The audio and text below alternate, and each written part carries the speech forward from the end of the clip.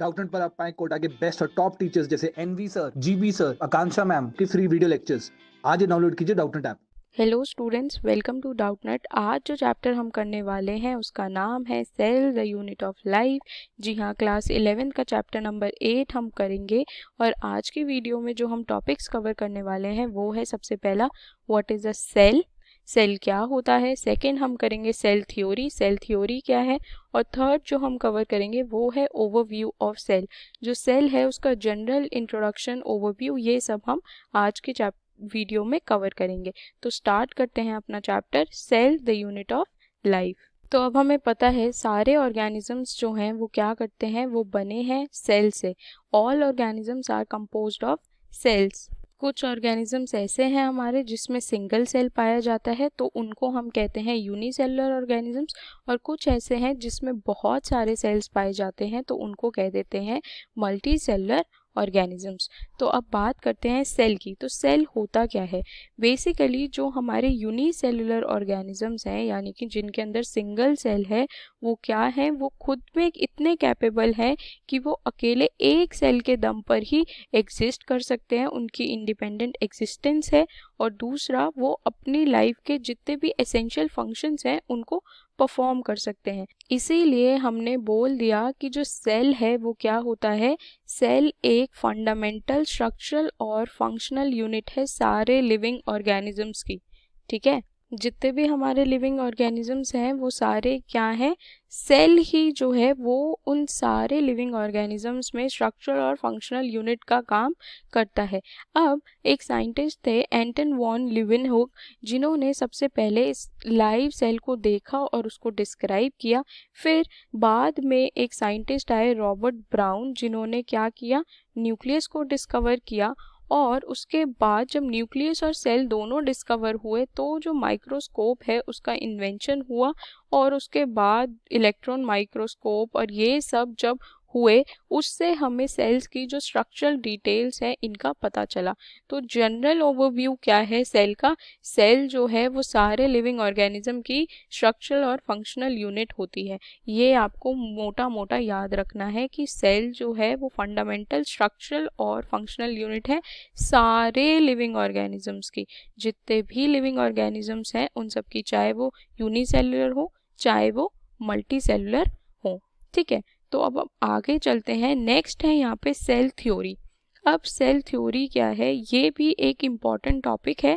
तो क्या हुआ था, इन द ईयर 1838 एक साइंटिस्ट थे मेल्थियास शेल्डन, जो कि क्या है, जर्मन बॉटनिस्ट थे।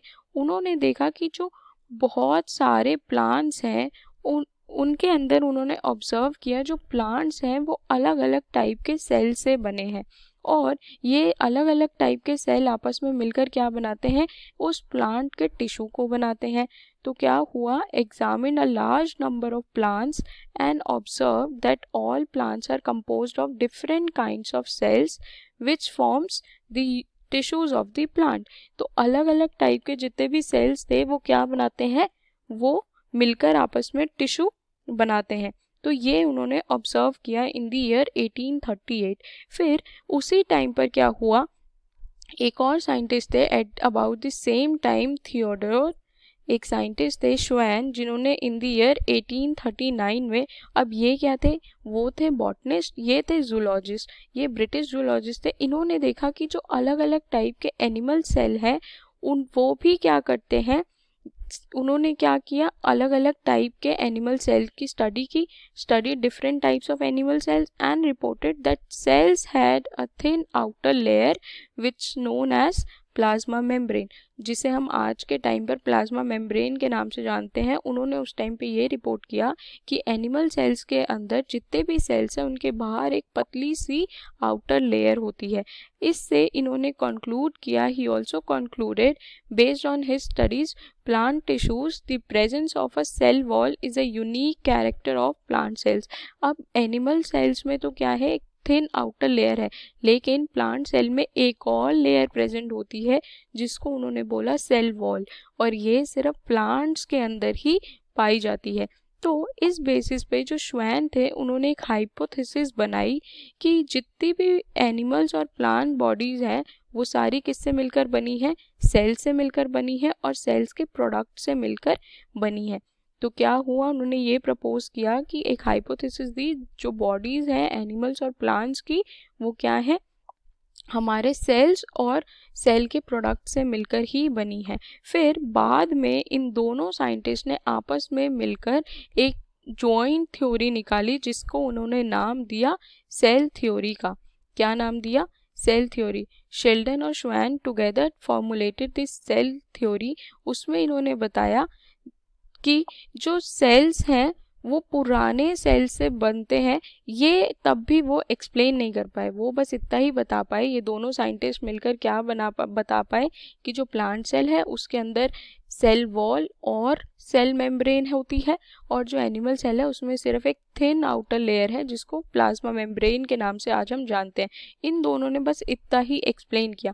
उसके बाद क्या हुआ, एक और साइंटिस्ट आए इन द ईयर 1855 जिनका नाम था रुडोल्फ वर्च्यू, जिन्होंने एक्चुअल में सेल थ्योरी दी हमें। सेल थ्योरी में उन्होंने क्या बताया, उन्होंने ये एक्सप्लेन किया कि जो सेल्स हैं वो डिवाइड होते हैं और नए सेल्स जो हैं वो बनते हैं पुराने ही जो एग्जिस्टिंग सेल्स हैं।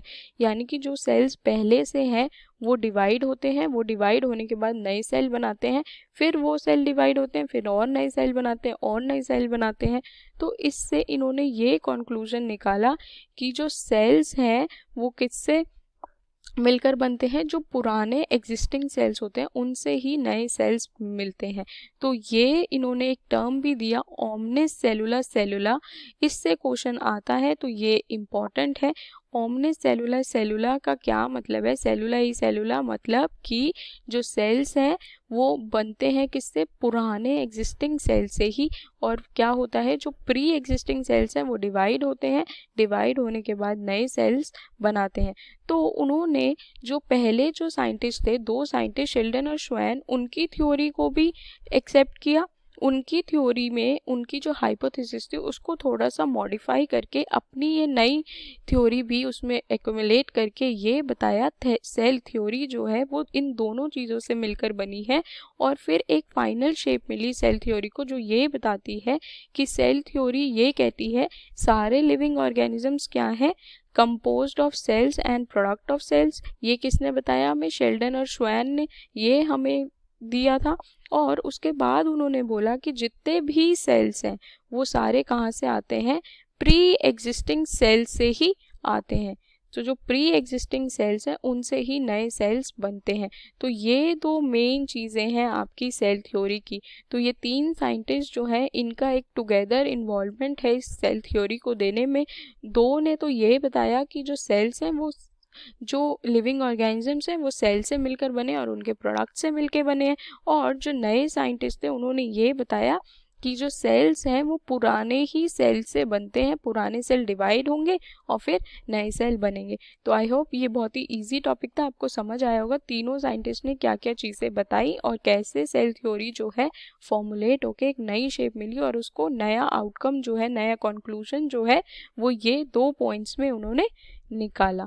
ठीक है, चलिए तो आगे चलते हैं। अब हम सेल को थोड़ा सा इन डिटेल ओवरव्यू देख लेते हैं, सेल में क्या क्या चीज़ें होती हैं। तो हमने पुरानी छोटी क्लासेस में सेल के लिए थोड़ा बहुत पढ़ा था। हमने क्या किया था, एक्सपेरिमेंट्स देखे थे, अनियन पील लेकर ह्यूमन चीक से सेल्स उनको माइक्रोस्कोप में देखा था, छोटी क्लासेस में ये देखा जाता है। तो क्या हुआ था, जो अनियन सेल है वो क्या है, एक टिपिकल प्लांट सेल है। अब उसमें हमें एक डिस्टिंक्ट सेल वॉल दिखी और एक out as its outer boundary and within it is the cell membrane. तो जो प्लांट सेल है उसमें बाहर की लेयर क्या होती है, सेल वॉल, और अंदर होती है सेल मेम्ब्रेन। और जो ह्यूमन चीक था उसमें सिर्फ हमें क्या दिखी, आउटर मेम्ब्रेन, जो कि क्या दिखाती है, जो उस सेल के स्ट्रक्चर को डिलिमिट करती है, यानी कि उसको बस उतना ही बनाती है।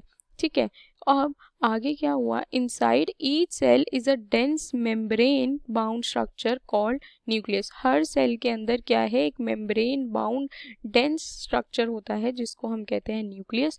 इस न्यूक्लियस के अंदर क्या होता है, इस न्यूक्लियस के अंदर क्रोमोसोम्स पाए जाते हैं जिसके अंदर क्या है हमारा, ये क्रोमोसोम्स क्या है जो जेनेटिक मटेरियल को कंटेन करते हैं, और जेनेटिक मटेरियल क्या होता है, डीएनए।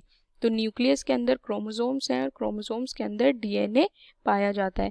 अब जो सेल्स हैं उनके अंदर, जिनके अंदर मेम्ब्रेन बाउंड न्यूक्लिया है, यानी कि जो न्यूक्लियस है वो मेम्ब्रेन बाउंड है, वो क्या है हमारे, उन सेल्स को हम कहते हैं यूकैरियोटिक सेल्स। वेयर एज जो सेल्स हैं जिनमें ये मेम्ब्रेन बाउंड न्यूक्लियस नहीं होता उनको कहते हैं प्रोकैरियोटिक सेल्स। तो सेल्स जो हैं जनरली वो दो टाइप्स के होते हैं आपके, प्रोकैरियोटिक और दूसरा है हमारा यूकैरियोटिक। अब जो यूकैरियोटिक है इसमें क्या है, न्यूक्लियस जो है वो प्रेजेंट है, मेम्ब्रेन बाउंड न्यूक्लियस, और इसमें एब्सेंट होता है।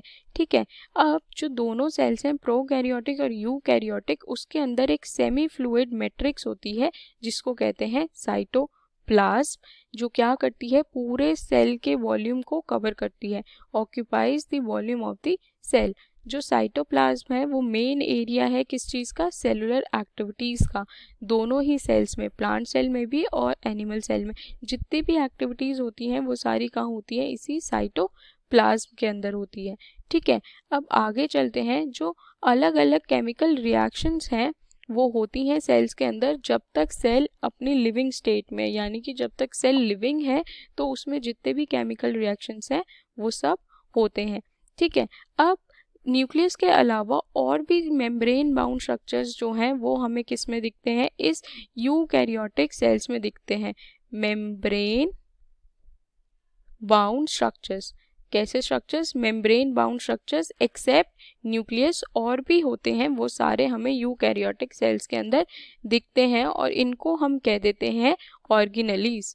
क्या बोलते हैं, ऑर्गेनेलीज, जो कि मेम्ब्रेन बाउंड डिस्टिंक्ट स्ट्रक्चर्स होते हैं जो यूकैरियोटिक सेल्स में पाए जाते हैं, इनको हम कहते हैं मेम्ब्रेन बाउंड ऑर्गेनेलीज, या फिर सिंपली हम कह देते हैं ऑर्गेनेलीज।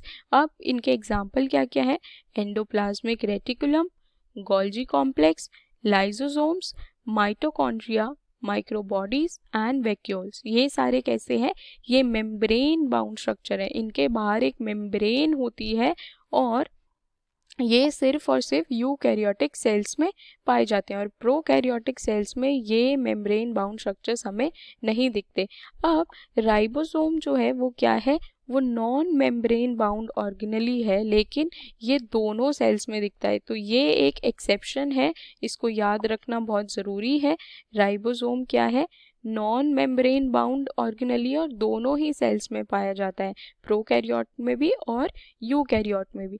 अब क्या होता है, सेल के अंदर जो राइबोसोम है वो क्या है, within the cell ribosomes are found not only in cytoplasm but also within the two organelles। सिर्फ साइटोप्लाज्म में ही क्या होता है, राइबोसोम नहीं पाया जाता, वो दो ऑर्गेनेलीज में भी पाया जाता है। कौन कौन सी, क्लोरोप्लास्ट में, प्लांट्स के अंदर क्लोरोप्लास्ट के अंदर भी हमें राइबोसोम मिलते हैं, और माइटोकॉन्ड्रिया में भी, and on rough endoplasmic reticulum. इन तीनों चीज़ों पर क्या होता है, जो राइबोसोम है वो पाया जाता है। अब एनिमल सेल जो है, अभी उसमें हमने देखा यूकैरियोट्स में क्या होता है, मेम्ब्रेन बाउंड स्ट्रक्चर होते हैं, लेकिन एनिमल सेल्स के अंदर क्या है, एक और नॉन मेम्ब्रेन बाउंड ऑर्गेनेली होता है जिसको कहते हैं सेंट्रियोल। क्या कहते हैं, सेंट्रियोल। और इसका फंक्शन क्या है, ये जो सेंट्रियोल है ये सेल डिवीजन में हेल्प करता है, और ये सिर्फ और सिर्फ आपको एनिमल सेल्स में ही मिलेगा। अब क्या होता है, जो सेल्स हैं हमारे वो डिफ़र करते हैं अपने साइज़ में, शेप में और इनकी एक्टिविटीज़ में। अगर हम एग्जांपल देखें तो सबसे छोटा जो सेल है वो क्या है, माइकोप्लाज्मास। माइकोप्लाज्मा क्या है, सबसे स्मॉलेस्ट सेल्स हैं। कितना इनका, कितनी लेंथ है, 0.3 micrometre in length, while bacteria are the, और जो बैक्टीरिया हैं वो क्या है, सब कुड बी 3 to 5 माइक्रोमीटर। तो सबसे छोटे क्या है, प्लाज्मास और सबसे उससे बड़े क्या हैं बैक्टीरिया। और जो सबसे बड़ा सेल आइसोलेट किया गया है वो है एग ऑफ एन ऑस्ट्रिच। जो ऑस्ट्रिच बर्ड होती है उसका जो एग है वो सबसे बड़ा सिंगल सेल है। अब मल्टी सेलुलर ऑर्गेनिजम्स में क्या होता है, human red blood cells are about 7 micrometre in diameter. Nerve cell जो है वो सबसे लंबी सेल्स कहलाई जाती है। Nerve cells are some of the longest cells. Cells also vary in their shapes. Shape में भी अलग अलग सेल वेरी करते हैं अलग अलग ऑर्गेनिजम्स में। They may be disc like, polygonal, columnar, cuboid, thread like और इवन इरेगुलर। तो इस टाइप के जो सेल्स हैं वो हमें देखे जाते हैं। जो सेल की शेप है वो भी वेरी करती है हर ऑर्गेनिज्म में, और उसी तरीके से उनके जो फंक्शन है वो भी वेरी हो जाते हैं। यानी कि शेप ऑफ द सेल में very with the function they perform. जो वो फंक्शन करते हैं उनके हिसाब से उनकी शेप्स भी होती हैं। तो अगर यहाँ पे देखें तो यहाँ है मीजोफिल सेल्स जो कि कैसे हैं, राउंड और ओवल। ये है एक ट्रैकीड जो कि इलोंगेटेड शेप का सेल है। नर्व सेल है कैसा है हमारा, ब्रांच्ड और लॉन्ग सेल्स है। ठीक है, रेड ब्लड सेल्स हमारे राउंड और बाय कॉन्केव हैं। वाइट ब्लड सेल्स एमीबॉइड होते हैं शेप में। और कॉलमिनर एपिथेलियल सेल्स कैसे हैं, लॉन्ग और नैरो। तो ये अलग अलग टाइप के क्या है, शेप्स हैं हमारे सेल्स की।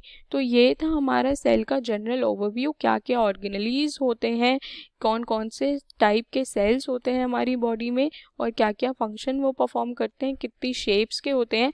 अब नेक्स्ट वीडियो में हम इन डिटेल इनको पढ़ेंगे, प्रोकैरियोटिक सेल और यूकैरियोटिक सेल के बारे में, और उसी के साथ साथ इनके जो भी ऑर्गेनेलीज हैं उनको भी हम स्टडी करेंगे। ठीक है, आई होप आपको अभी तक ये सारे टॉपिक समझ आए होंगे।